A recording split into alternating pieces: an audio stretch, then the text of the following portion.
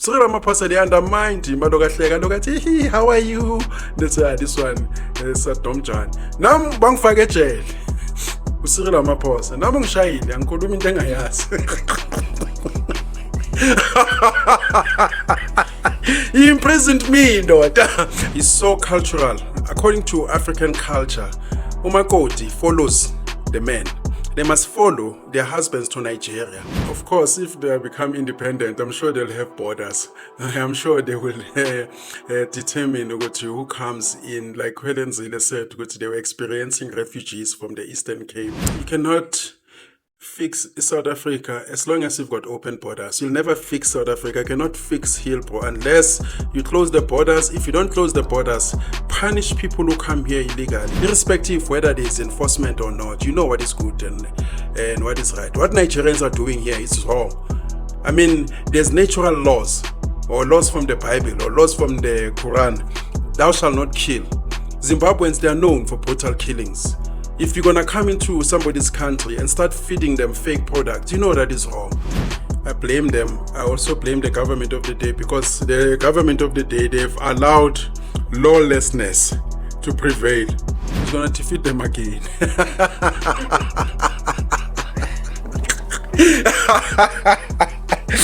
Even Oliver Tambo, what he said in his Xhosa accent, what ngubani lo?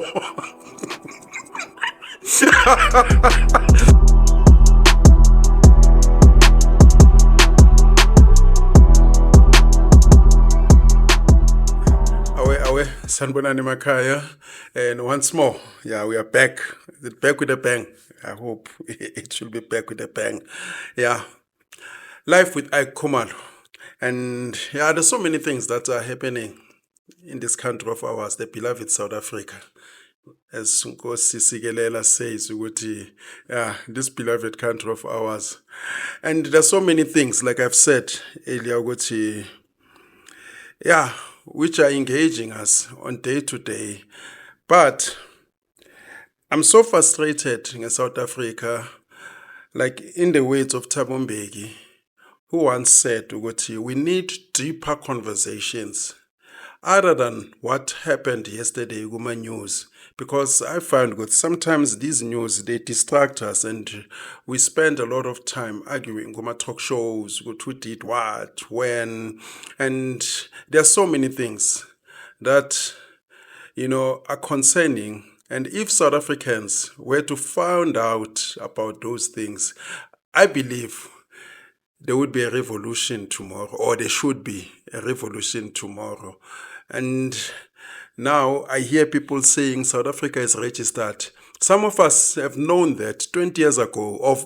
We've heard that South Africa has been registered, in New York. And South Africans, they should be concerned with who are the shareholders if South Africa is registered. I mean, the Reserve Bank, there are 600 shareholders. South Africans, they should be concerned with why not them, why other people. I mean, there should be, a revolution, and South Africans are not asking those questions. Who's printing our money?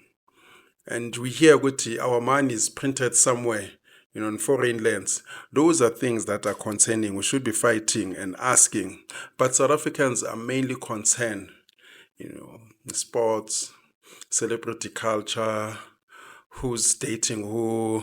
There are, certain things that you cannot avoid. You need to know, but there are some things that I feel we are over-invested. Guzo, and after that, it's business as usual. But other than that, I've heard, there is, Cape Independence. It's one of the issues, that I wanted to touch.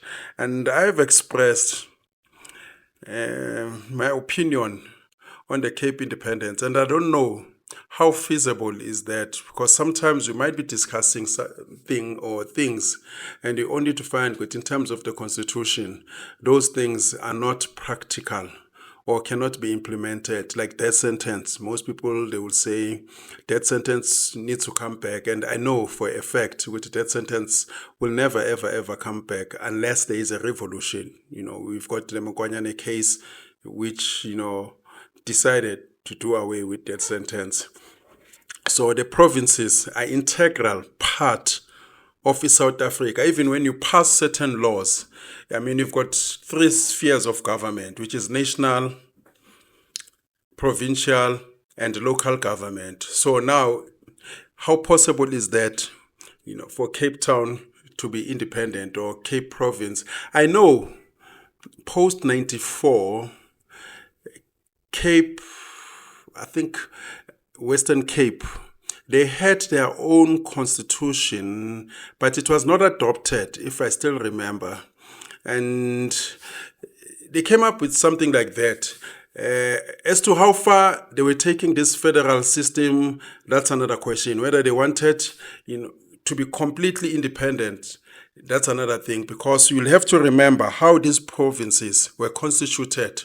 Because in the past we had 4 provinces in South Africa. That was Natal, I think Orange Free State, and the Cape Province. And what's the next one? Transvaal. We had 4 provinces. And coming into Ikodesa, IFP, they were insisting on KwaZulu government being a separate entity. They wanted independence, they wanted federalism.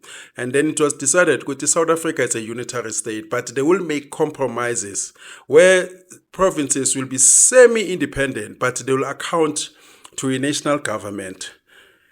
Hence, we had 9 provinces. Some of the homelands were granted that semi-independent because in the past we had TBV states, which is Transkei, Venda, Bophuthatswana, and Ciskei, and we also had homelands like KwaZulu Natal, Ramudike had 1. So all these, they were taken into account. We had 9 provinces, but they account to national. Even when we, come up with laws, eventually the national government has, a final power, though sometimes there's a concurrent jurisdiction. Sometimes it's with nationally, the municipality, depending on the, departments and functionaries. So as to how far can Western Cape be independent, I don't think it's practical.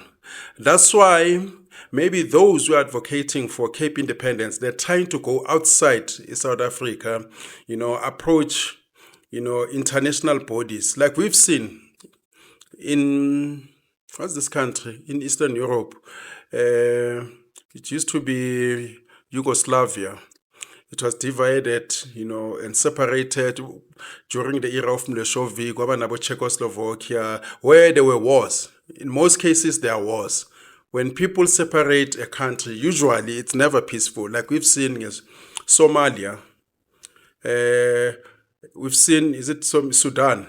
Rather, I wanted to say Sudan.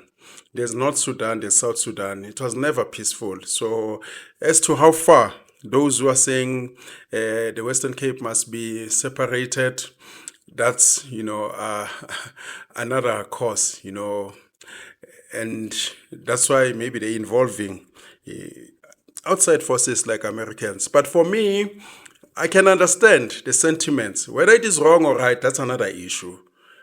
But I can understand the sentiments. If you see how Western Cape and the Eastern Cape both ran, you can see the difference in terms of admin. People will argue and say black townships are neglected. But for me, now, I would not want to be under a government of the lootist. If I had something, to be honest, that's why I don't falter bodies and sovereign entities like Bo Orenia. I don't falter when people coming with their own universities, taking into account how the government of the day has mismanaged the institutions that, were functional. Our school, our school system now is, damaged. I mean, we used to have fabric producing, artisanry. Nowadays, I mean, you look, what do you have under the ANC government? 35 years, is it 35 years or 31 years? My mathematics sometimes fails me. It feels like 35 years, and I think we are going on 40. And under Cyril Ramaphosa, who I feel he is the worst president that we've ever had, but the most powerful president that we've ever had since 1910. And not even Mandela was as powerful as Cyril Ramaphosa, because Cyril Ramaphosa, for strange reasons, he has managed, to put together all these factors and factions that are, have been against each other. They are all, for him, be it the media, be it the globalists, be it opposition parties, they are all in defense of Cyril Ramaphosa. And I feel even the judiciary, he cannot do wrong in the face of the judiciary. So that's where we find ourselves. So, but for me, now, if I was a Cape Townian having something to defend, of course, I would want not to be governed by the ANC, of which I still feel, as a taxpayer, I feel violated. I feel abused when I'm taxed, knowing that my money is going to be looted. Hence, I advocated, even in the previous episodes, that maybe it's time that the citizens, they run this country directly. Like Nigerians, when they hijack a building, they'll come up with a trust account and say, as from today, you put money into this board, you're no longer paying to the landlord. And I feel that South Africa should take that form. People should fix their own roads, and then the citizens contributing directly to those people. Unlike, paying politicians who are messing it up. I mean, I look at Bree Street now, they say, I don't know, it's 90% complete. And they closed, other lanes. It used to be 5 lanes. And now it's 3 lanes. Come on. Bree, this was one of the busiest streets. You can imagine the traffic. And each time you renovate Johannesburg, like that Ninkampump, what one? Parkstar coming in a bicycle lane. Bicycle lane in Johannesburg. I don't see Nigerian with bicycle lane. Bicycle lanes are necessary because we need bicycle lanes. Other countries that are developed have bicycle lanes for people that use bicycles. In South Africa, my sister lives in Russia. She came all the way to South Africa. She was so sad she couldn't bicycle. Now she has to pay, again, a gym because there's no bicycle lanes. She's scared of being hit by a car. So I like bicycle lanes, Ike. Let me answer you on bicycle lane. Parkstar came with bicycle lane in South Africa.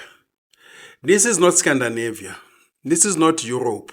And we have to take into account the history of a people, the history of the country. In South Africa, a bicycle amongst black people, it is seen as a symbol of poverty.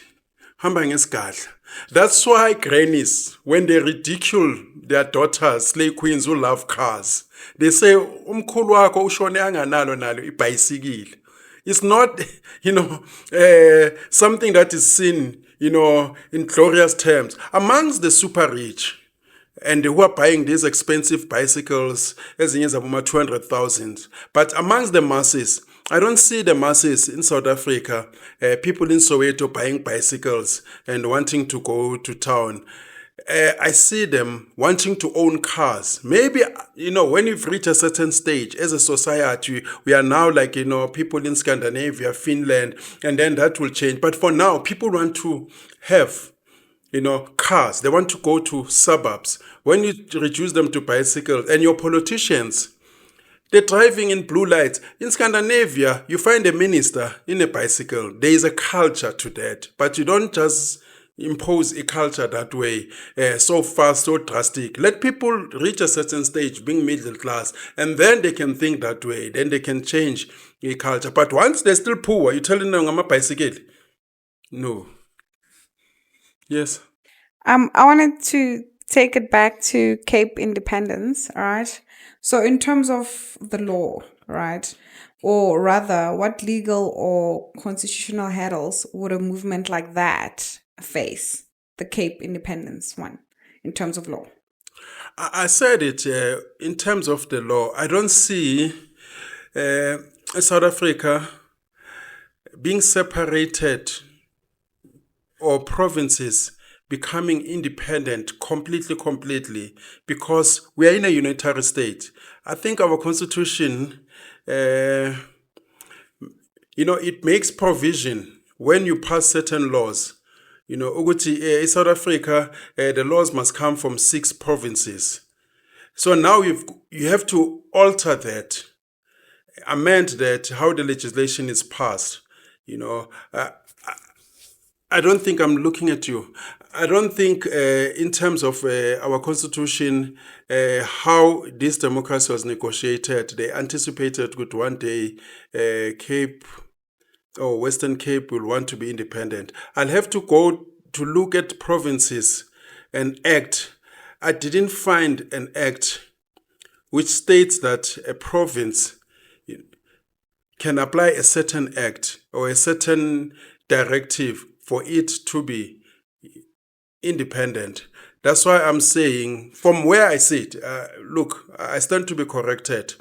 That's why I'm thinking that maybe they will approach international bodies outside South Africa, maybe the African court, international courts, and see how can they force that. But in terms of our laws, I don't see South Africa having those provisions, making it possible for one province to say that they are completely independent. We are a unitary system. So I don't know, but I'll have to look into that, what is it? Maybe there is a provision in the constitution that says, Western Cape, in terms of section whatever, they can just, give notice, and then after 30 days, then they are gone independent. But I haven't come across that. All I know, even directly or indirectly, our laws suggest that, we are a unitary state. Yes. I'd like to know, right? Should Cape Town become independent, would you advise everyone in South Africa to now move to Cape Town? Because obviously that's going to be a greener pasture. And what would be the advantages and disadvantages of that happening in your perspective? Of course, if they become independent, I'm sure they'll have borders. I'm sure they will determine who comes in. Like Helen Zille said, they were experiencing refugees from the Eastern Cape. And look, I feel what Helen Zille said, because, every province must take care of its own people. It is not fair for people to move from one province, to the other, simply because their government is not taking care of them. Being a Joburger, Transvaal, we used to experience amagoduga. People used to come from their homelands and come to work in Joburg. And some of them, they erected shacks. Back in the days, we used to complain about shacks. I remember squatter camp about Lahlamlens, I think was started by people from Eastern Cape. But we had intolerance because we are all South Africans. But it is not fair for people in KZN, to move to another province. Yet they vote in KZN. And then their government is not taking care of their own people, and then they move. At the same time, people have a freedom of movement. I'm sure if Western Cape become independent, they'll have their borders and their passport, like Likwalo Lamu, Western Cape. Not Western Cape, Western, what's this province? It's just that now there's so many name changes. South Africans are so good, my name changes, of which I had issues when they changed William Nicole to Winnie Mandela. As much as I love Winnie Mandela, but there's so many name changes and you even get lost, sometimes. Yeah, but we're so good with that. But not West. Yeah, they had their own passport, their own national anthem. Yes. All right. So my question is, why do you think this thing is gaining so much traction now? Because it's been going on for quite some time now. But why is it becoming popular now? Yeah. It is natural that as a people, if you feel that you're not being serviced by the government of the day, you look at all options. And if you constitute yourselves as a minority, you check in the Western Cape, you've got the colored community. They feel abandoned. You've got white community. They also feel abandoned because they're not being catered for. You check even gang violence. Bheki Cele, when he was a minister, even the ministers before that, they did almost nothing for the youth. Yes, Western Cape, be it Khayelitsha, be it the Cape Flats. I mean, in South Africa, we cannot deny that as much as we group ourselves according to our race, there's also a question of tribalism. That's why when there's a president who speaks a certain language, his own people, they back him. Like the vendors, they don't criticize Cyril Ramaphosa, yet they feel the pain. Zulus from KZN, they supported 100% Zulu boy. I've never met a prominent Xhosa who's against Mbeki, even though Mbeki was a spectacular failure everywhere. All the prominent Xhosas, famous ones, when they speak, it was better during Ira Mbeki, And even when you go to certain, locations, localities, I mean, you go to Eldos, you go to Western Cape, you go to Nuclear, you can see poverty, you can see drugs, you can see people, they're being neglected. And then they will feel, good, you know what, we are marginalized in this government, so we need a government of our own. That's why even the Afrikaners, they come up with universities of their own, because when you tell a person, good, no, your language will disappear from the map, they will defend themselves, and rightfully so. And blacks now, they should copy those models, come up with the universities to cater for their own people. But people of Cape Town, they will feel they cannot be under ANC. Look at ANC, they've mismanaged even Johannesburg. Look at Sandton. You sometimes find that Sandton doesn't have water. Imagine, the richest square mile in Africa doesn't have, working robots. There are potholes. Of course, if I was in Western Cape and where I am, maybe I'm in Constantia, then I'm thinking, if these guys, they come in, Constantia's gonna look like Hillbrow. I mean, ANC, they've always wanting, to take over Cape Town. All the time, they're always directing their effort. Even when PA was formed, it was formed to take over, to destabilize, their voting patterns.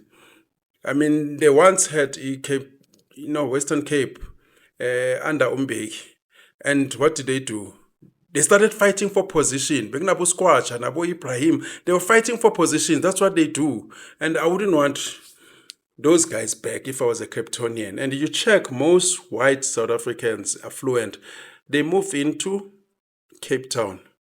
From Cape Town, Australia, New Zealand, and even Nigerians, they're following them there. Zimbabweans, they're following them there.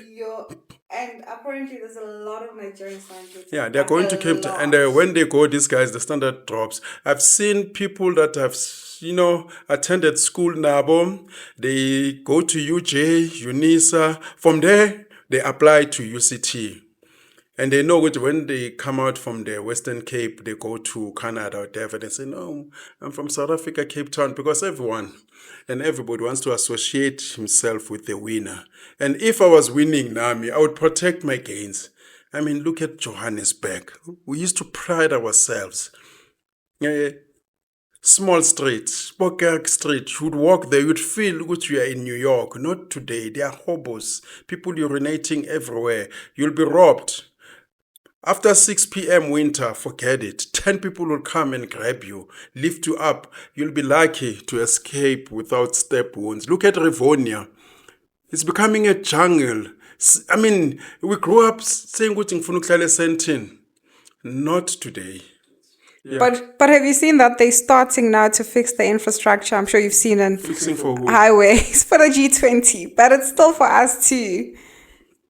You cannot fix South Africa as long as you've got open borders. You'll never fix South Africa. You cannot fix Hillbrow unless you close the borders. If you don't close the borders, punish people who come here illegally. Give them lengthy sentences. Because, I mean, I watched Herman Mashaba when he was still a mayor. I'm cleaning Joburg. The following day, these guys, they have no culture of cleanliness. They spill water, cabbages all over. You're cleaning it for who? Because you have to change the culture, Abantu. And for you to change the culture, it means you must change them before they come here in Burkina Faso, in Rwanda. You must change them. Because when they come here, there's too many of them against us.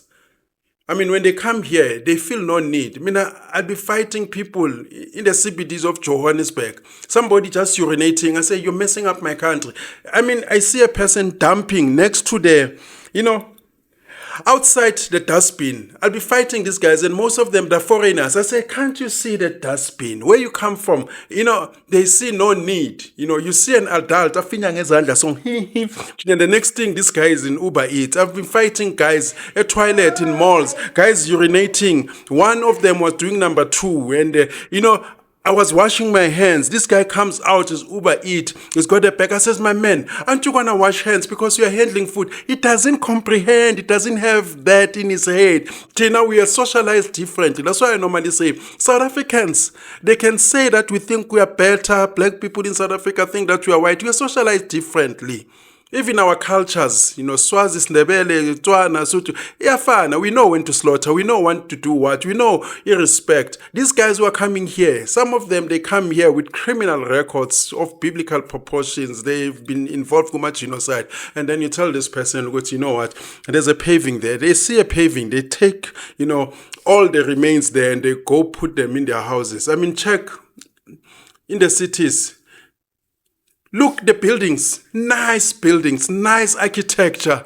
It's now filled, what's this thing? Architecturalis. It's like cage, libraries, cage. Wits, Wits University. Do you know Wits University didn't have a fence? In Wits University, you'll enter this side, go out that way, Bopanato. There was never a fence. But after the arrival of these guys from all over Africa, Braamfontein was an academic city, so you can never fix it enough. This guy, they chow even the bridge, even these things, as barricaded the bridge. So G20 or not. Whose fault is that? And the crime in Braamfontein. I agree with Ike. The country has deteriorated, and I've heard him when he says, you cannot, just because your government has failed to manage your city or your vicinity correctly, you cannot now migrate and try to decriminal or make or destandardize a now standardized area, right? However, look at it from the perspective of umuntu who is an average Joe, Ike, okay?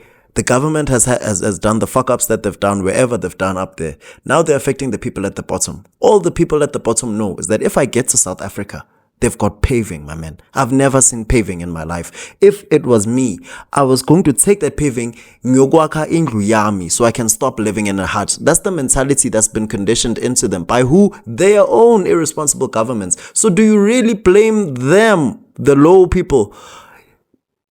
Or are they just a consequence of I blame them, and I also blame the government of the day. I blame them. I also blame the government of the day because the government of the day, they've allowed lawlessness to prevail. In the past, you knew what not to do in town. You would not just pee anywhere in town because the police would arrest you. They enforced their own laws. The ANC government, they've never enforced their own laws. Hence, we see the degeneracy that we see today. Hence, all the traffic lights are not working. The street lights. In Johannesburg, we used to call Johannesburg Gauteng Maboning. There's a reason for that because people from the villages, when they came to Joburg, it was all lit. Today, you can't say Gauteng Maboning, the city of lights. It is dark because there's cable theft. Who's doing cable theft? These guys, they've allowed it. So I blame the government of the day.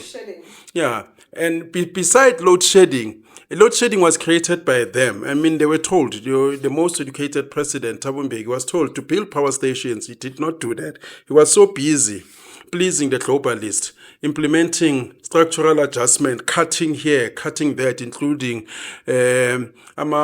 SOEs, and nama schools, some ambachs, empowering his own people nge-BEE, empowering Zanele Mbeki, empowering Bomutsipe, empowering all his people. Today, we are sitting with companies closing down because of the policies that they've implemented there. They've built nothing but Tokyo. What has Tokyo built? What has Cyril Ramaphosa built other than being plugged in? So it is their policies that, which have led us here. But then how do you blame the average for? I understand how you blame the government of the day for not enforcing their own rules, but me as just the average Joe foreigner who has been suffering due to the mismanagement of my own government, have now decided to run and come to South Africa where there's a better, in my perspective at least, a better running. How are you blaming me? What am I supposed to do? No. That argument is flawed. Let me tell you this. Once you find your snake in your sitting room, you deal with the snake first. How it came in there, it's another issue. A person cannot come into your country and start raping women and children, subjecting them to prostitution, immorality. You know what is good and right. Irrespective whether there is enforcement or not, you know what is good and what is right. What Nigerians are doing here is wrong. I mean, there's natural laws, or laws from the Bible, or laws from the Quran. Thou shalt not kill. Zimbabweans, they are known for brutal killings. If you're going to come into somebody's country and start feeding them fake products, you know that is wrong. And you cannot bank with, the government is not doing much. You know that is wrong. I mean, I move around. I don't treat people, with disrespect simply because there's no one watching me. So these guys, they come into the country and they cannot come and say, because you people are, you're also stealing. You also have your own criminals. So now it means that if I come to your house, I find your child is also stealing sugar. I must also steal Nami, your wallet. That is nonsense. And they like this argument of saying, white people came here from 1652. They took your land. They also did crimes against you. So now if they are African brothers, they call themselves with the African brothers. If a foreigner is raping my sister, now he must come and also rape my sister. That is nonsense. These guys, from where they came from, they had their own affirmative action. They messed up their own countries. They voted dictators. And then when it fails, they run to other countries. South Africans are the only black nation on earth that are so proud. They've got their own culture. They don't run to any other country. Even during apartheid, when they had a reason to run, they never ran. I mean, APLA had about 25,000 cadres. MK had about 40,000 cadres. Not even 300,000 people left South Africa. But here we've got half of Zimbabwe is here. More than 5 million Nigerians. I mean, they say here, the people who are here, those who are in the know, they say almost 20 million foreigners are here. And you tell me, I mean, people of Palestine, do you see them all over the world? People of Cuba, people of North Korea, do you see them all over the world? It's only these African guys. They want a soft life. They're always running. And then when they come here, into your shores, they start criticizing you. In America, they're experiencing the same. They say African foreigners are the most disrespectful. They're starting to insult them and say black Americans are lazy and all that. And they're taking opportunities which are supposed to accrue to Americans who've been enslaved there. And then that's why Americans are hitting back and say, you sold us to slavery, now you're following us here. So they're so disrespectful. That's why even Ghana today, they're fighting Nigeria to go back to your country. So when they come here, they don't assimilate. They want to rule, and they're very arrogant. Nigerians and Zimbabweans, they're very, very arrogant. They're very vocal. Yet they fail in their own countries. That's why I'm surprised when a person like Ramaphosa can go to Zimbabwe and tell Mnangagwa that you've done well, and whatever that you implemented in Zimbabwe, want to implement here. If Zimbabwe is doing so well, why are the people running away from their own government? Tanzania, they're running away. I mean, you look at a country like Malawi. It's a country that it lives on donations. Even during the era of Foster, they begged an apartheid government to please accommodate my people. I've got 500,000 people to work in South Africa. Where is the pride there? I mean, Afrikaners, I respect them and I love them for one thing. As they say, apure maka plan. And they still making plans, even today, even when there were sanctions, they're making, their own institutions, making sure that their culture is preserved, making sure that they're still running as a people. What about us? We've got BEE guys who are bragging, buying soccer clubs, dancing, buying alcohol. Yeah. Oh, I'm just wondering, right? In like terms of the operation now, let's say that they like all of these illegal foreigners should go back, right? How will that look like? Because most of them now even have kids with Don't South care. African people. They must, They have businesses. they must take their kids but and go with them. Business is a legal entity. They'll see how they maneuver. And it's the same argument that our sisters are always making, especially Mkhwanazi, because this thing started there, but otata babantwana bethu. And if the baby daddy, he's so cultural. According to African culture, umakoti follows the men. They must follow their husbands to Nigeria. Where is the pride? Nigerians, whenever they marry a woman, I've seen many of them marrying grandmothers of 89, a young man of 22, because he wants a citizenship to Europe, a citizenship to United States. They have no sense of pride. They must go take their wives. But you don't think it's survival in some instances? Because I have a problem with the illegal ones, right? More especially the ones that do crime, right? But there's ones that because legal. there aren't opportunities. You want to say the ones that are legal? No, there isn't that many that are legal, and most of them actually have businesses in South Africa, and they hire South Africans. Africans. They don't even make 1%, because many of them, they're supposed to come here providing scarce skills that South Africans do not have. And what scarce skills can Malawi have that South Africa don't have? Majority of them, they come here under false pretense, even their passports. If we can do an assessment, we start investigating these passports, how many people got their passport, there's a commission of inquiry, you'll find that 98% of them are not supposed to be here. Some, they come with student visas, they overstay after, and some of them, they're not even students. Some, they come as tourists and they never leave. So 98% of them, if they left, South Africa will be much better, and they left with their children. Some of the guys who were in exile in South Africa, they made babies. They took their babies with, and they came to South Africa. And they must go back to Zimbabwe, where they came from. There's a Zimbabwean that I saw.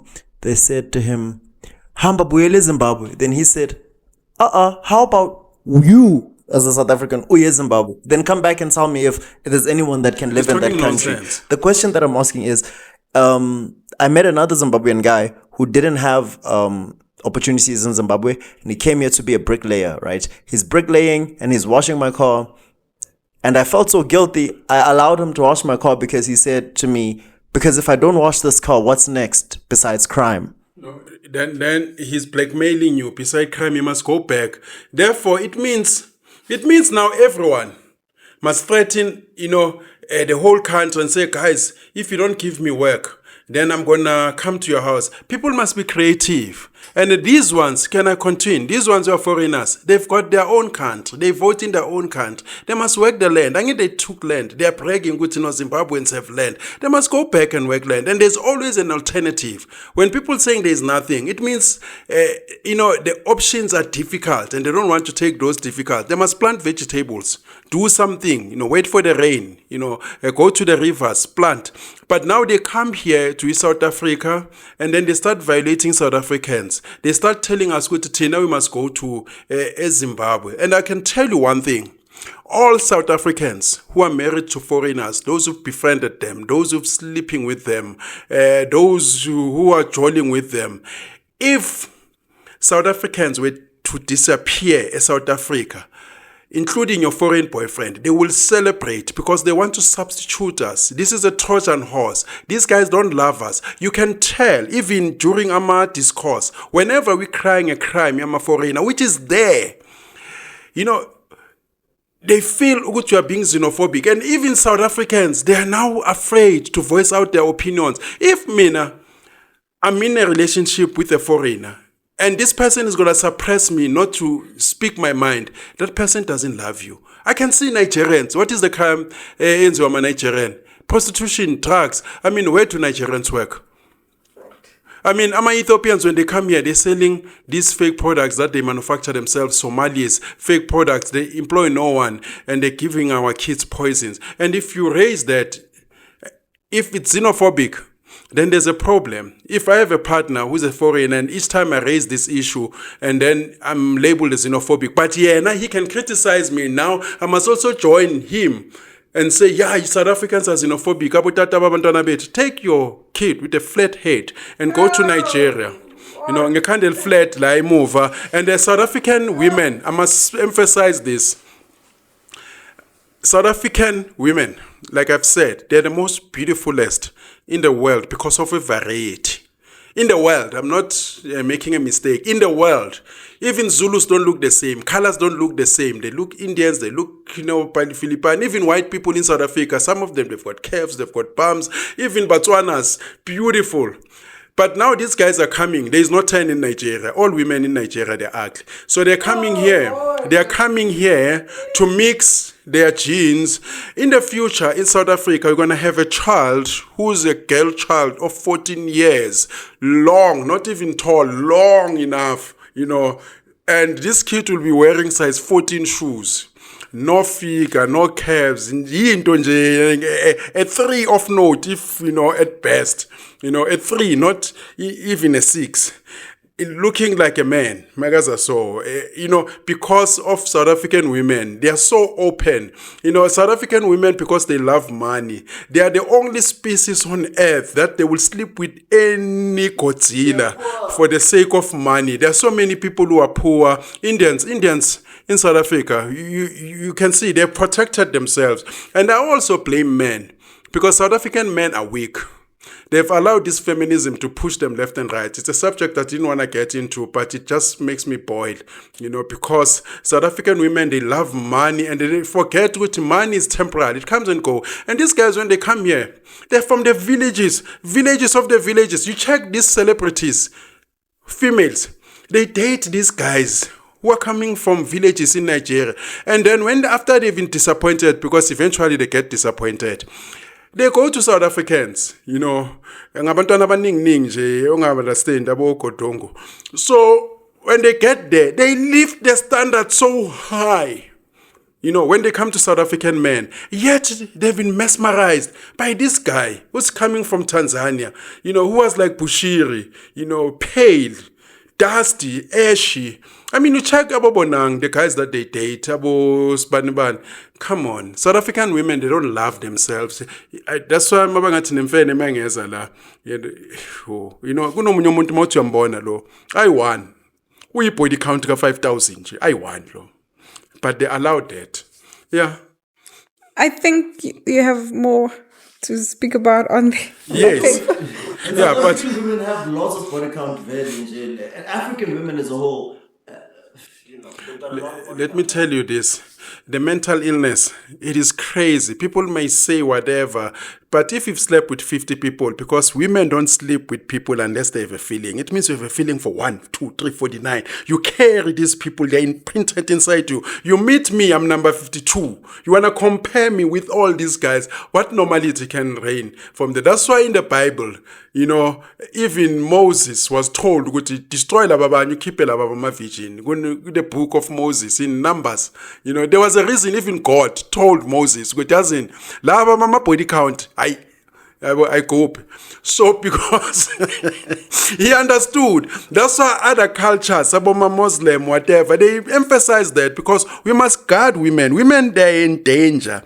Not only in danger, they're in danger against themselves because they convince each other and nonsense. So you must protect them. That's why other cultures, but you can't drive a car. We are going to cover yourself. Here's your son, must guard you a market because they're like children, I think we were supposed to also speak about Floyd Shivambu's... Yes, I wanted to move there, but you've got a way of telling me. So this issue, yeah. There's an issue of Floyd. Look, in South Africa, it has become a norm. There are no jobs in South Africa. And politics, it seems as if it offers lucrative jobs and where you don't, spend much, go my expenses, traveling, catered for, even your nanny, electricity. I don't know how much they pay these guys. You might find they're paying about 200 rands a month for all the expenses. You've got blue lights. If Floyd is in parliament, And I thought MK, they're going to send him to parliament, and they realized, no, this one, yeah, is going to be a problem in parliament. So they removed him because KwaZam-Khonto, you all know ukuthi KwaZam-Khonto, Patika Jacob Zuma and his family to get back at Cyril Ramaphosa. Other than that, we don't know what they stand for, other than KwaZam-Khonto, and then they're rolling in the streets. So politics is becoming, or it has become, an employment agency where people, they are there forever. I mean, look at the ANC. These guys, they're old. You can feel for them. Look at Ulumisa. I mean, how much more can you have Ulumisa in parliament? This is a guy who was in a Bantu stand. Are you telling Muguti he hasn't accumulated enough money? As a Transkei leader, as a deputy minister, government Mandela, he's back now. He's been a god of his own party. I mean, Bomusi. I mean, look at Umusi when he was out. His shoes were pale. Look at him now. Musimaimane, when he was fired by EDA, at least Herman Mashaba, he started businesses in the 80s. You can see that the guy has made it. But Lababanye, where will they go? Imagine Mbaliula outside government. That's why even this other one, Poema Mabulu, one they used to call the wedding guy. Floyd, for me, I think the brother, he's trying to make a plan for himself. I mean, where else can he work? And after coming from the EFF, it's either he starts his own company, because I don't see anyone employing Floyd, and he's known for his stubbornness. I mean, there's a character where you cannot submit. I think I also have that, quality or character where it's difficult to submit. Can you imagine Floyd having a boss? I mean, that's why even under Jacob Zuma, it was difficult for him to move. So what better, than to form his own party? So when you're in parliament, for the next 5 years, if you are there for 10 years, 2 terms, I mean, when you live there, you live about 20 million for sure, your pension and your benefits, and then you are made. And in between, these guys, they meet a lobbyist. Hence, you see in South Africa today, they sold to China. I mean, industry, we used to be told we must industrialize. How do you industrialize when China is also competing with you and China is telling you to shut your manufacturing? I mean, look, the car manufacturing, it's bleeding. About BMW, they'll be bleeding. About Ford, Audi, shutting down some of their plants. Because you've got cars that are coming from China. And these cars, they are cheaper. They've got all the specs. And then when they come into your country, nobody was employed in the manufacturing of this car. It comes, fully fledged, manufactured in China, like all goods, food that we now, accepting foods from Monsanto, all these GMOs. Nobody's involved in the making up of all these products. It means now we'll be unemployed. Who's going to buy these products in the long run? The ANC guys, politicians, they're only happy when they are there. They are being bought by these guys. But we need to put medication in your, hospitals. There's 10 million. Then these guys, they come, they inject us with all this poison. They think for now, I've got 20 million now. Bill Gates comes in and, he gives you money and says, give me this. But you are killing your own people. Your own people cannot compete. And then in the long run, we'll be like Malawi. We'll be beggars, going to IMF, asking for loans continuously because South Africans won't afford. So you need to create industries for your people to work so that they can also buy products that are also produced by other companies. We cannot just import everything. There's a balance that you must be able to control. Actually, under Thabo Mbeki, we started to import more than we export. That was, a game changer which affected us negatively. We cannot have a situation where we're buying more outside, than we are producing or giving. So we find ourselves in those ourselves in those situations. Yeah. Well, going back to Floyd, right? Do you think that in the And he must also lose weight. I'm still there. That's Floyd, man. He's overweight. I like him, but he's overweight. He's unhealthy. I mean, look, there was a lady that I saw. The first time I saw her, Tidima dear. Nice person. Nice person when you meet. But some of the, situations, illnesses, they are linked to lifestyle. And your friends must tell you. Like the other time, I saw this lady. She was a presenter with Studio Mix. She was interviewed by Urilebohile Mabota. I think Umelani San. I like Umelani San. I've met Umelani San. Beautiful. I thought that she was the most beautifulest woman on TV. I was so sad when I saw her on Urilebohile Mabota interview. Beside maybe what there's been other problems. But she looked so old. I can see the alcohol that has damaged her. Like South African soccer players, many of them, you can tell, look, man, this guy is young. But the poser face, we must tell each other the truth. Floyd Shivambu, uzogqoka manje? Iket, because amabhoko asangeni. Ngeke ube nomkhaba nebonu umeso. It's fine. They'll use Ozempic. Now people are going to lose weight. People must lose weight. Listen, They'll use Ozempic. in other countries, look at even the police versus Zimbabwe. They will chase you until baze bagbambi. In other countries, you look at politicians. I look at the American Parliament or Congress. You can see these guys, good man. They are lean. They are healthy. They are believable. You look at Tumantash. You look at Enje Mutsecha. You look at these guys. Hey man, Obane, slow down. Have you ever met people? Or a person. Yes, you feel you are so tired after meeting this person. But as a leader, look at Germans. They were fit. Even when their leader spoke, he says we need to rise, we need to fight for our country. People believed. But if you're going to be like Mantash and say, hey, chap, we must fight, I can't believe you. Even though Floyd is still young. At his age, I had a six-pack. And South Africans, in their 20s, they're deformed. I don't talk, ngabanye nokuhlangana nomuntu, yazi umuntu akubulisa uthi sawubona mama. Mawuthi kanti lo muntu lo you went to high school naye so uzwa ngaye athi hayi man abo Steven bakuphi so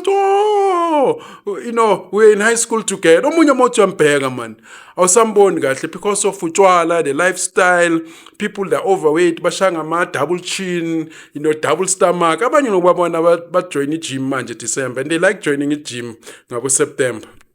They try. Yeah, no, you must try January. It was so nice. Gym is a lifestyle and you must eat healthy.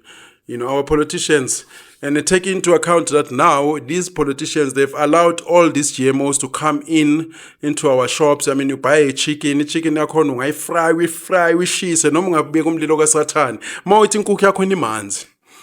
I mean, come on. That's where we find ourselves. But yeah, a question of Floyd. It was about the supporters that do you think will come from the EFF and that will obviously weaken the EFF now? Or do you think that he'll get new supporters? The supporters versus South Africa, they have changed. Post-liberation, back in the days when you joined the struggle, you knew that you could be arrested, you could be killed, it was a sacrifice. But now people are supporting political organizations. They are looking for positions. Where is me in the local elections? Where is me in terms of business? So he will attract those people who feel in the ANC, they're not covered. In the EFF, they're not covered. Mainly, politics is becoming a career opportunity. You're looking what, I think in the PA, I'm not covered. I mean, look at this guy. Kanyile. I mean, he's jumped kuwo wonke la party. Ubonga inkosi Kanyile. Ujoin iPA, wajoin I think na ku-EFF kwavela. Look at Jimmy Manye. Jimmy Manye has been in the ANC, waya ku-ATM, wasuka ku-ATM, waya ku-EFF, wasuka ku-EFF, waya kumkhonto. Ngeke ngimangale tomorrow akuleya party. Mina I've joined ANC when I was 12. I left the ANC, I joined the PAC, and I realized that these parties, they are more or less the same. And then you don't see me, even people when they say start a party, I don't believe in starting a party because I believe with the whole system it's flawed. That's why I mean angmele its way. No its way. Yabo. So that's why I'm frustrated when people will saying, did you hear what Banyaza said? To hear what? Because we are arguing within. You know, it's like you're inside the dome. I mean, I have a problem with the dome, its own. You know, I've got a problem with the whole system. With the whole system needs to change. But now we're arguing from within. Did you see so-and-so stole a tender?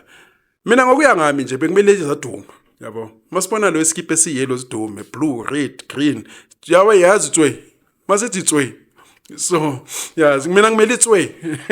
So unfortunately, yabona I grew up in that culture bathi vimba. And you know, ukuthi masithi vimba, one pattern.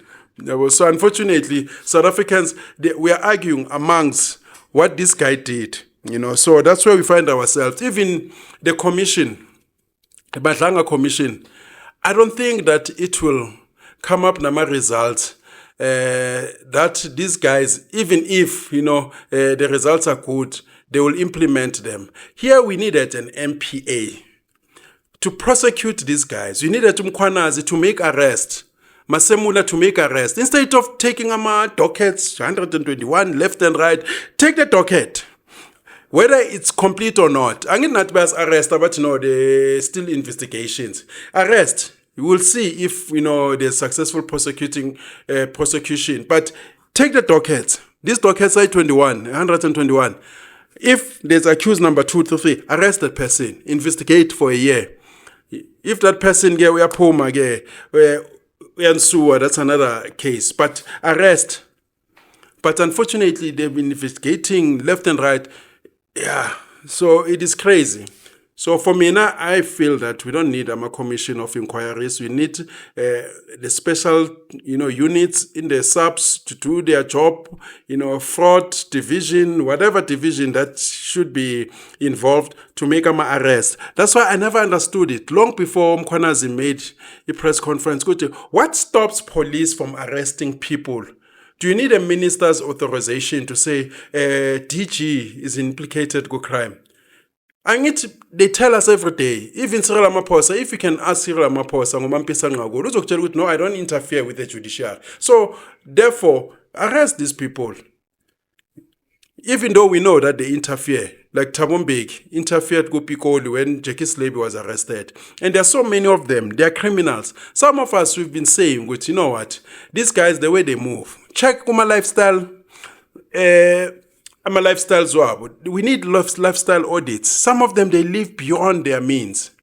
They live beyond their means. I mean, look at Paul Mashatile. I will not be surprised if he's a billionaire. I will not be surprised. And you'll be told, no, this company, this house belong to my whatever, son-in-law, whatever. I mean, you all know, with some of these people, I'm a France. Some of these institutions, establishments, you know, with these guys, no, they are not representing themselves, but this is where we find ourselves. So on that, I think we've gone through it earlier on, what Malema said, that Mkhwanazi must own up to the mess he's created.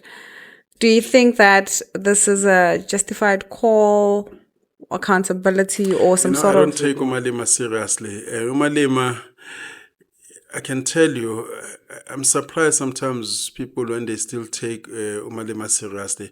But other than what Mkhwanazi said or did not say, I don't want to take sides between Masemola, the president, because I don't know what's contained in the dockets. All they need to do is to arrest people.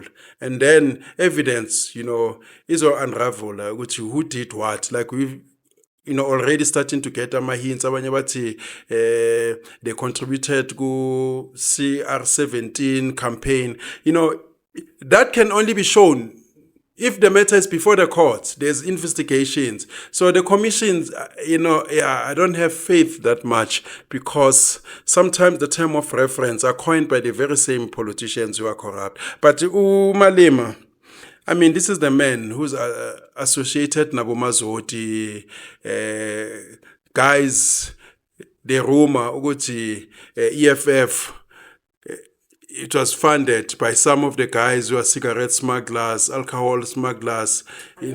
Yeah, they rumored. That's why I'm saying rumored. Okay. It's rumored. People in the streets, they say that,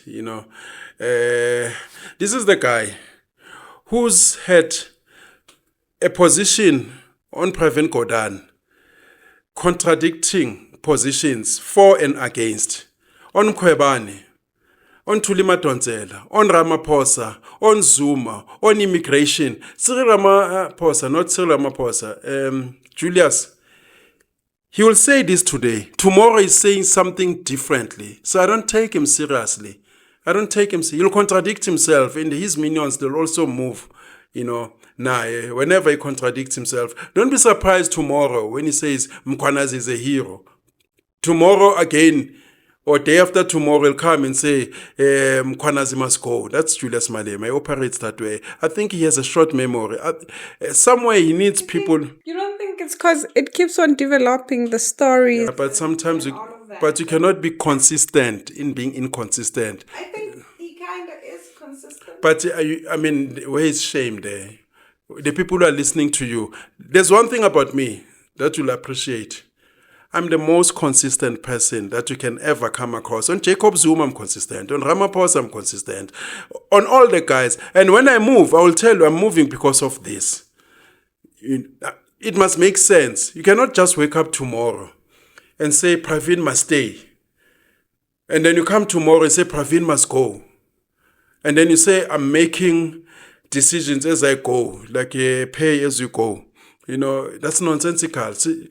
This guy used to come and say, foreigners, they must go back to their countries. They're taking jobs that should be South Africans' jobs. He changed tune because of who is standing next to him. I don't take that guy seriously. He's the guy who used to say, we'll kill for Zuma. Later on, he wanted to kill Zuma.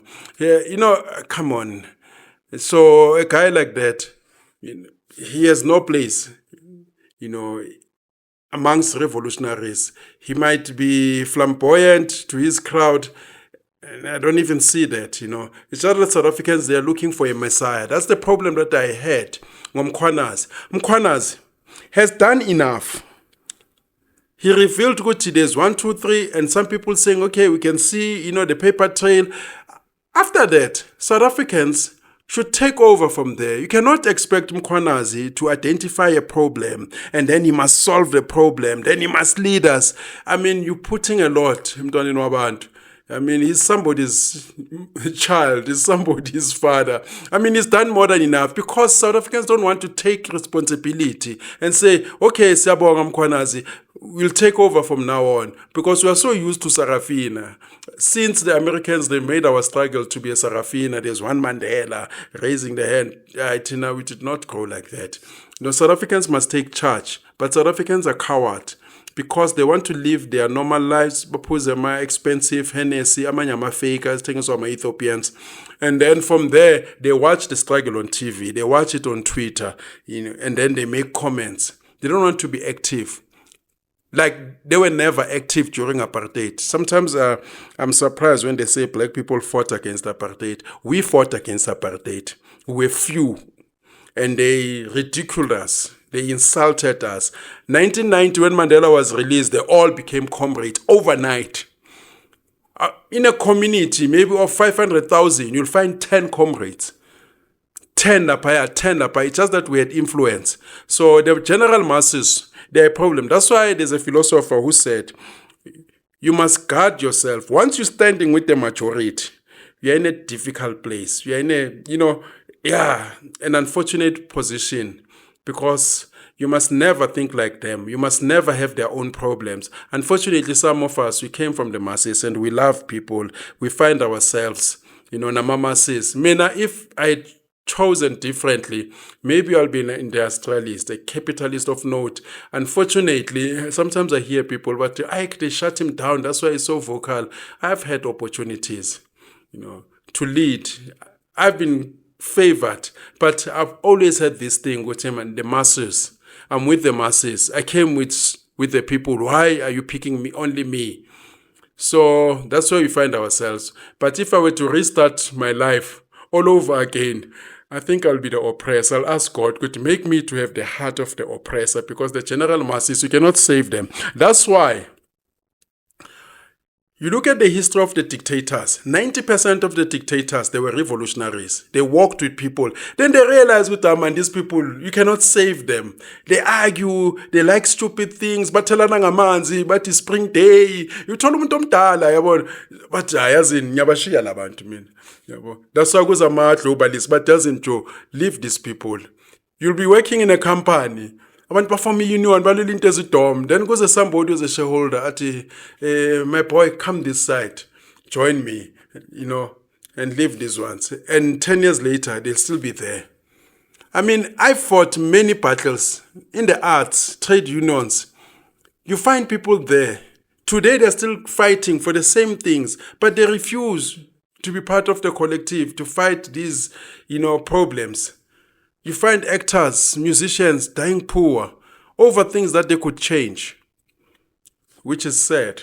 So the masses, they are lost cause. Yeah. So the Madlanga Commission was supposed to start on the 1st, but it's been delayed. What do you think that is? Do you think there's some people that are trying to do something, or these politicians are trying to make sure that they're not implicated in any way, or it's just the normal administrative whatever, or it's just a normal delay?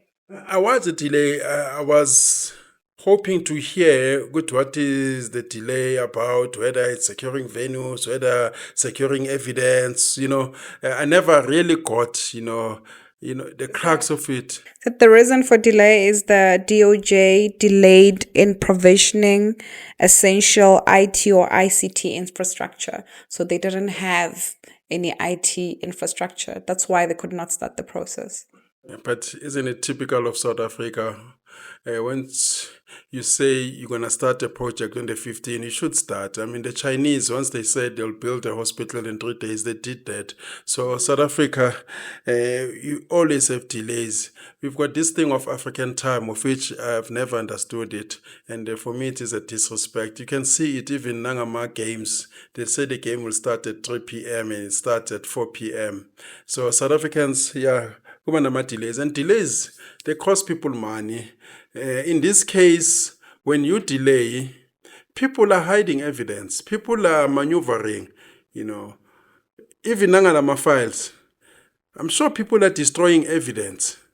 By the time you try to arrest, there is no evidence. You come before the court. That's why I was hoping, maybe, I don't know, maybe Mkhwanazi should have just made an arrest.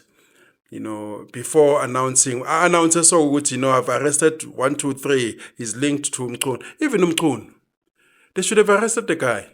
Let him prove himself in court. They should have just gone to Mkhwanazi. They say, a minister, you're under arrest for 1, 2, 3, and go to court. Go prove yourself like everybody else. So is that allowed in terms of the constitution? Can you do that?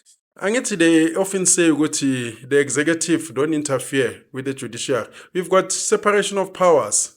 We've got the judiciary, the executive, and legislature.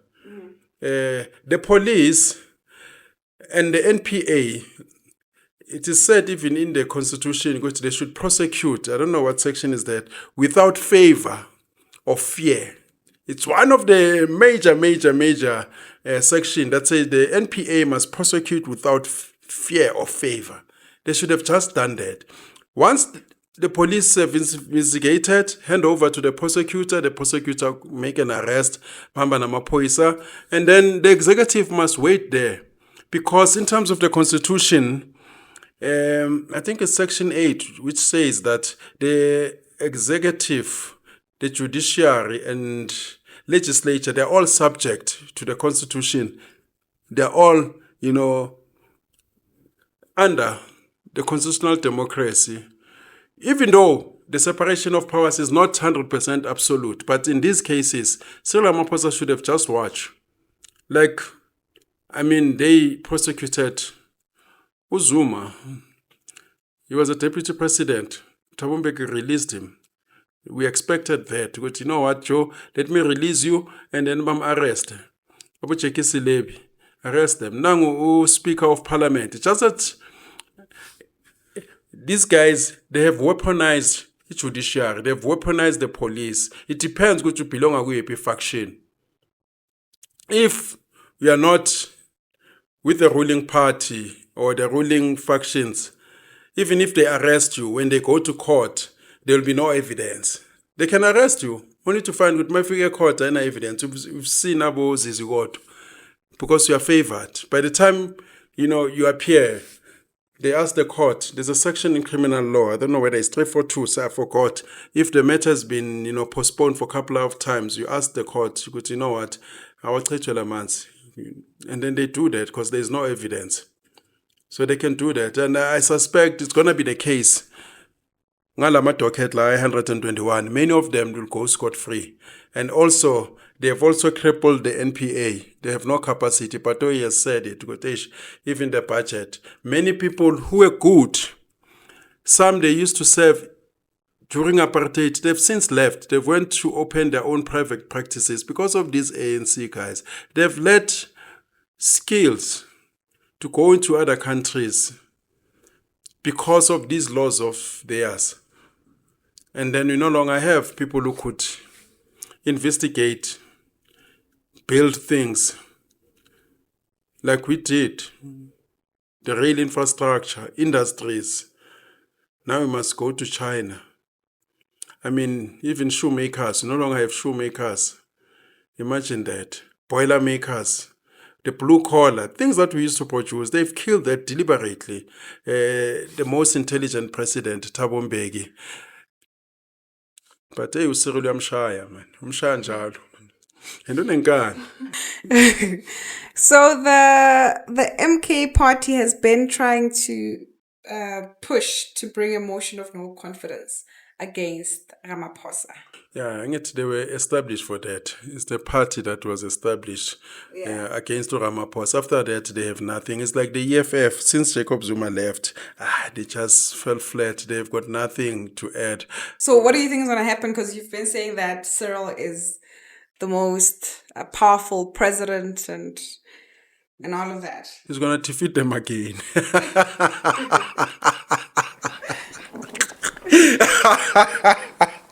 Hey, Batubaba, udlala chess. People have been crediting Jacob Zuma. Jacob Zuma has been lucky and he's been protected by the ANC. They keep on saying Jacob Zuma is a chess player. Did he play chess when he was in jail? They took him to jail. Is that chess? He was playing chess in jail. He's playing chess in Nkandla. They're now prosecuting the daughter. Is he still playing chess? There's no chess there. He started in MK party. Cyril Ramaphosa, he's beating them all. But John Hlophe, down. Mkhwanazi, down. Ismahashule, down. Julius Malema, down. Helen Zille, Musima Imane. This guy was a GNU clown. Gatin, down. Mashaba, down. Batabile Dlamini, down. Jesus, lo bekazenza Jacob Zuma wannabe, Supra, down. Zwelim Kize, down. All of them down because he's got a strong lobby group. Cyril Ramaphosa, they undermined him. Look at, how are you? That's this one, Satom John. Nam bang fage jail. Cyril Ramaphosa. Nam ngishayile, angikhuluma into engayazi. He imprisoned me, daughter. Jacob Zuma, you'd say anything under Jacob Zuma. You live to tell the tale. So can Cyril Ramaphosa become president and says, arrest this guy from Pimville. Ngoba isono ngami ndoda. Ngabampunga same time. You should have seen me my first day appearance in court, ndoda. I look like a hobo under Ramaphosa. And they associated me with the guy that I don't even like. Imagine they say I'm an instigate. I mean, I've been criticizing Jacob Zuma almost half of my life. I've been telling Abovavi, for me to see Zuma as a tsunami, it means I must lower my thinking capacity, my brains, below 127 degrees, freezing temperatures for me to be at par with their thinking. But they didn't care. Cabanga mfethu bangibophe nabo ngizomculo. Imagine lowering me nabo ngizomculo. Come on. So Ramaphosa is beating them all. He's even beaten Bob Herzog, the Jewish guys, some of them who funded him. He's beaten them all. He's beaten lawyers who are supporting him. CR campaign in Pretoria, no lawyers who were supporting him. Magafika Lapa, he took them off the accident file. They were defendant attorneys. Tumelumba Lola. Some of them, they killed themselves. Some of them, they died in stress. So Cyril Ramaphosa is loyal to his few, clique billionaire, the president-in-law, brother Mutsipe, Bridget, that crew, and some of the open hammers. Cyril Ramaphosa is loyal to no one. I mean, Terrell Kota knows him better. Terrell Kota said, this guy, we were arrested. He wrote a statement in his affidavit that we put communist ideas in his head. His father was a police. When you go to Robben Island, he was going home. He was rewarded with shares. He was given a union. This is a guy who was given a union, a trade union, a yellow dog union. It was formed for him by the open hammers of the day. But Bamba, na union, be a secretary. This is the guy. When Mandela was released, he was somewhere next to Mandela. Even Oliver Tambo, what he said in his Xhosa accent, what ngubani lo? Who's this chap? Imagine Oliver Tambo doesn't know Cyril Ramaphosa. Man, ngubani lo? And by that time, Oliver Tambo is suffering from his stroke. I think he couldn't do Viva. Which hand to use for Viva? Left or is it left? I don't know, right? I think right. This is left. This is right. Yeah, Viva. We do it. But he was doing Viva with the other hand. Yeah, and he pointed him with this one. Who's this one? But hey, president. I mean, all of a sudden they swap. Mandela became the president. But all along, the president of the ANC was Oliver Tambo. They made a special position for Oliver Tambo, a national chairperson. So Cyril Ramaphosa is the most powerful president this country has ever produced. Yabona mobile ama-dictator, ngizowabeka, ngithi mobile ama-dictator, umhlaba. UCyril uyambala lapha, and ngaphezulu kuwo. Shuthi ungacishe kube usathane kube uye ngaphansi. Yabo ulandela hey, that guy he moves even nabantu baseshawela bampunga iyeshawela elokishini laka Cyril. Why is he greedy? Is he eating it? Why, right? Why? Because Cyril, he's loyal only to himself and money. He is a capitalist through and through. He has no heart. Mina, I only knew about Uti. Bebakubamba inkunzi, mabaqeda bathi jive. But they stole money in South Africa during COVID. What is jive Jerusalem? I never thought that the country, bangayibamba inkunzi bese bathi jive. It has happened. So that is Cyril Ramaphosa. And I hear people saying he won't finish his term. They better pray maybe somebody who's not in his crew. But I don't think Cyril will be fired. I think he's going to finish his term because he's too strong with Cyril Ramaphosa. Even DA, they don't know what to do. Do we leave GNU? And if they leave GNU, their funders telling them, no, don't leave GNU. They want to leave, but they can't leave because they don't want to be the ones who are saying, you know what? In a relationship, when you're in a relationship, you don't want to be the one who says it's over. You're waiting. The other one doesn't want to fire you. The other one doesn't want to leave. So that's what is happening. So we'll see what's going to happen in this country. But I so wish with the South Africans, they can be very, very active. My issues affecting us day to day. I don't know, maybe the spark, sizoqhuma somewhere, because in a revolution, you never know. Look at Tunisia. Sometimes an issue that you never thought that would create a spark, it's the one that creates a spark, and people just get upset and say, we had enough. Unfortunately, after a revolution or after change, the old system is always replaced by the new doing the same things, because you don't have systems. But other than that, I think that is that. That is all, unless you have something to add. Other than that, the only thing that I can add to go to the ANC. One thing about the ANC that they have mastered the art of fooling South Africans. Near elections, like next year, we have local government elections. After that, it will be national. They always tell South Africans that they are renewing. And they touch issues that are affecting society. Like Panyaza was saying, these squatter camps, they're a problem. And he's going to start evicting people. They'll meet in court, whether they've got a court order or not. Because once these people, they set up a squatter camp, they start demanding electricity, free water, free everything. They do that, speak to the people the things that they want to hear. And after elections, they abandon them. They tell people nonsense. And even on the question, Yama tariffs, we've been telling them, when Donald Trump hit us with 30% tariffs, we're going to feel the pinch. They said, no, China. And they have no backup plan. This is the problem that I have. Even when they say, take land, you say, what's going to happen when the international community, the West, they rally against you? Abo IMF, they hit you on sanctions. Bo Moody's, they have no plan. They will tell you China. And China is not our savior. They also want to exploit us.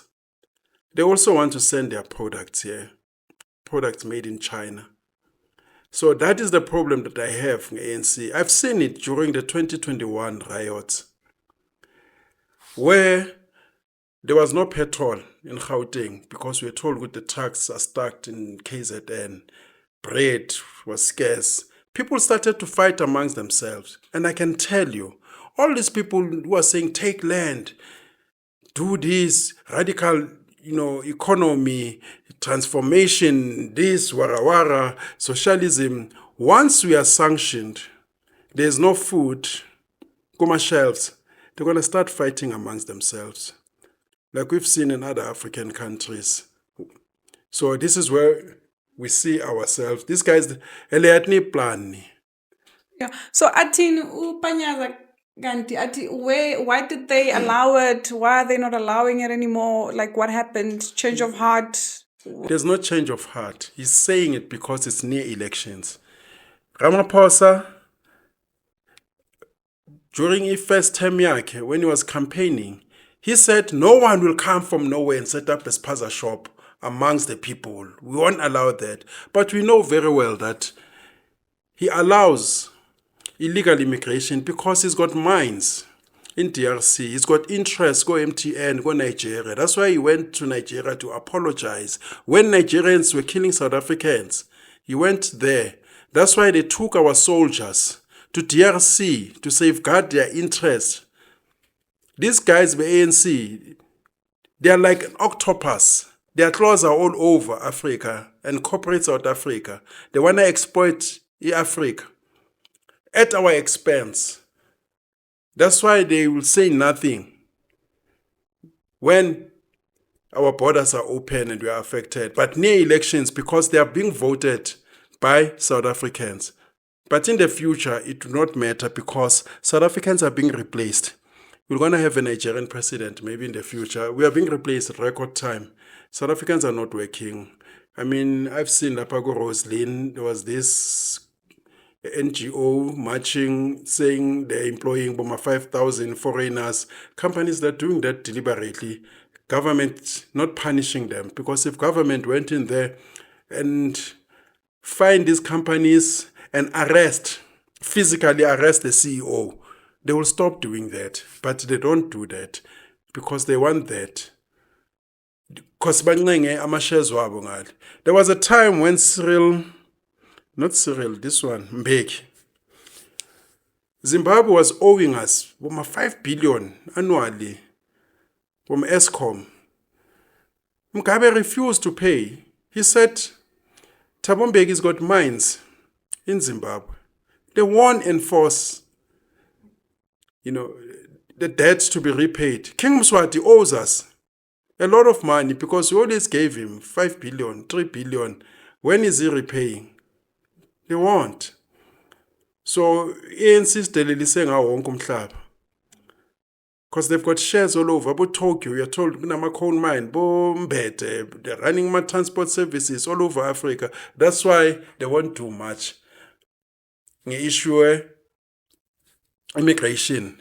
And Rwanda saw them for what they are. Kagame. He saw them, but this is not a peacekeeping. We are here to defend into Cyril. We've been saying that as early 2000. With their children, their food, but in child labor. Yeah, child labor. In DRC, kuma mines. Ama mines wabo Cyril. So that's where we find ourselves. But other than that, yeah, let me say goodbye.